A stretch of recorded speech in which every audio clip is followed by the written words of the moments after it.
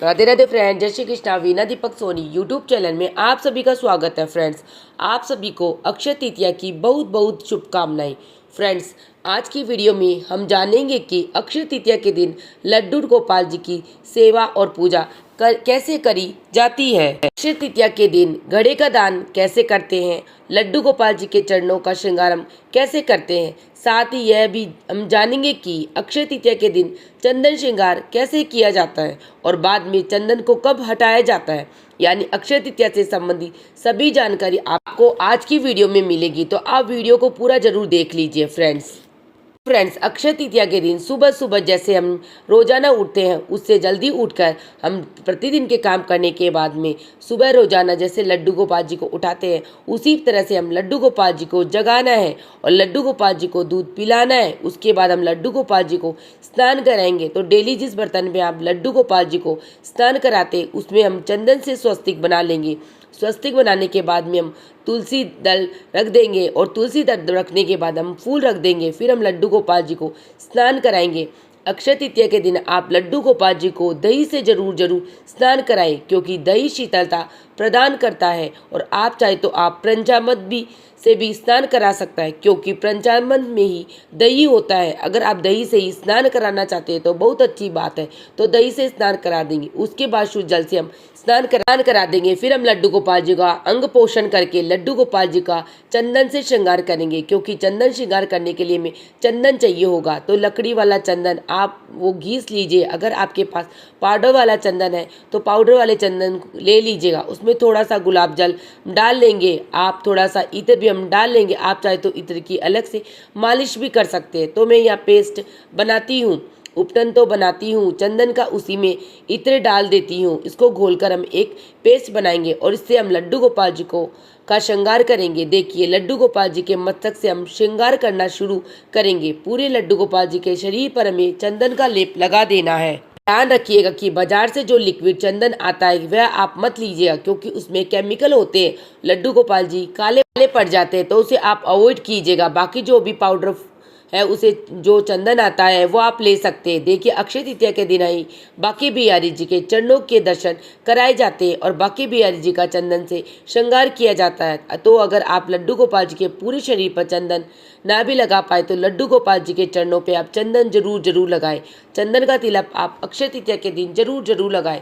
चरणों में आप पायल जरूर पहना दें। लड्डू गोपाल जी को अब लड्डू गोपाल जी का चंदन श्रृंगार कर दिया, उन्हें हम आस पर विराजमान कर देंगे। तो और अब लड्डू गोपाल जी के लिए चंदन का लड्डू बनाएंगे। अक्षय तृतीया के दिन लड्डू गोपाल जी के चरणों में चंदन का लड्डू रखा जाता है। तो उसके लिए मैंने चंदन ले लिया। सूखा चंदन हमें लेना है, उसमें थोड़ा सा हम गुलाब जल डाल देंगे और उसको हम अच्छे से मिक्स कर देंगे। तो थोड़ा सा टाइट डो टाइट डो होना चाहिए, ताकि लड्डू इसका अच्छे से बन जाए। तो अभी ज़्यादा लिक्विड हो गया है, तो मैंने थोड़ा सा सूखा चंदन इसमें और डाल दिया और डाल दूंगी। उसके बाद फिर मैंने बनाने की पूरी कोशिश की है, लेकिन अभी भी मुझे थोड़ा लिक्विड लग रहा था। थोड़ा सा मैंने चंदन इसमें और अच्छे से डाल दिया। अब इसके बाद ये बिल्कुल परफेक्ट हो गया, आसानी से लड्डू बन जाएगा। तो छोटा सा ही लड्डू हमें बनाना है, ज़्यादा बड़ा नहीं बनाना। तो यहाँ पर हमने चंदन का लड्डू बना लिया। अब इसके ऊपर एक तुलसी रख देंगे। लड्डू गोपाल जी के चरणों में है चंदन का लड्डू समर्पित कर देंगे। अक्षय तृतीया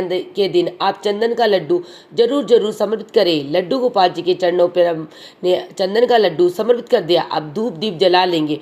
लड्डू गोपाल जी को हार आप फूलों का हार बना के भी चढ़ा सकते हैं, पहना सकते हैं। थोड़ा शीतलता लगेगी और अच्छा लगेगा। अगर आप फूलों का हार नहीं बना सकते तो आपके पास जो भी आभूषण है वह भी पहना दो, जिससे लड्डू गोपाल जी हमारे बहुत ही सुंदर लगेंगे। आज शीतलता प्रदान करने वाली सारी चीजें पहनाएं। लड्डू गोपाल जी को फूलों का हार तियारा मैंने यहाँ पर लड्डू गोपाल जी को पहना दिया। आप जो भी चाहे उस तरह का हार पहना सकते हैं। इसके बाद हमें बासरू दे देंगे। लड्डू गोपाल जी को चंदन मैंने पहले ही लेप में डाल दिया, तो फिर हम तिलक लगा देंगे। तो यहाँ पर लड्डू गोपाल जी को दिए को हमने तिलक कर दिया। भोग में अक्षय तृतीया के दिन ठंडे फलों का भोग लगा सकते हो, या आप किसी भी ऋतु फल का भोग लगा सकते हो। आप चाहे तो आप माखन मिश्री का भोग भी लगा सकते हैं। दही का भोग आप इस दिन लड्डू गोपाल जी को जरूर लगाएं।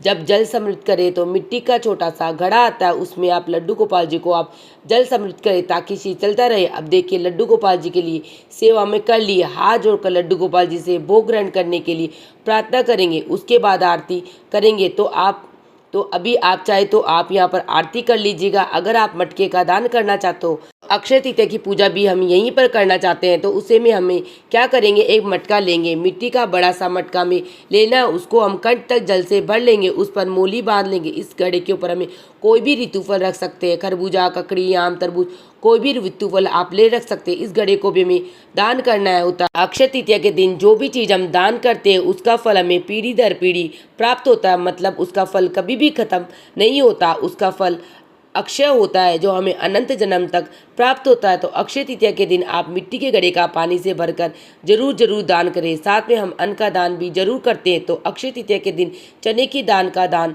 किया जाता है। चने की दाल का दान सोने के दान के बराबर माना जाता है। तो चने की दाल आप जरूर ले लीजिएगा। साथ में मीठा जरूर लेना है। मीठा आप जल में मत डालिए, नहीं तो जो घड़ा है वो खराब हो जाता है। इसीलिए मीठा अलग से कटोरी में रख देंगे। यथासंभव हम दक्षिणा रख देंगे। पूजा में एक लोटा जल समर्पित कर देंगे। इसके बाद अक्षय तृतीया के दिन फूल जरूर समर्पित कर दें। तो लड्डू गोपाल जी को जब आप सेवा करेंगे अक्षय तृतीया के दिन तो फूल आप जरूर समर्पित कीजिएगा। चाहे तो एक दो फूल मिल जाए तो आप कोई भी ऋतु फूल मिल जाए वही आप समर्पित कर सकते हैं। फूल शीतलता प्रदान करते हैं, इसीलिए अक्षय तृतीया के दिन आप लड्डू गोपाल जी को फूल सेवा भी जरूर दी जाती है। तो आप उन्हें फूल सेवा भी जरूर दें। फूल आप जरूर समर्पित कीजिएगा। उसके बाद हम अपने सीधे हाथ में थोड़ी सी चने की दाल लेके हाथ जोड़कर भगवान के सामने प्रार्थना करेंगे, हे भगवान, आज मैं अक्षय तृतीया के निमित्त यह दान और पूजा कर रही हूँ या कर रहा हूँ, आप मेरी पूजा को स्वीकार करें, पूजा में रही कमियों को क्षमा करें। इस तरह से बोल के जो हमने हाथ में दाल ली है वह चल के लोटे में हम समृद्ध कर देंगे। आप चाहे तो आप इस समय पर आप अक्षय तृतीया व्रत की कथा कहानी भी सुन सकते हैं। कहानी का वीडियो मेरे चैनल पे आपको अलग से मिल जाएगा, लिंक मैं डिस्क्रिप्शन में दे दूंगी। यहाँ पे कथा कहानी सुनाती वीडियो अत्यधिक लंबा हो जाता है, इसलिए कहानी का वीडियो आपको अलग से मिल जाएगा, लिंक मैं डिस्क्रिप्शन में दे दूंगी। तो इस तरह से हम अक्षय तृतीया व्रत की कथा कहानी सुन सकते हैं।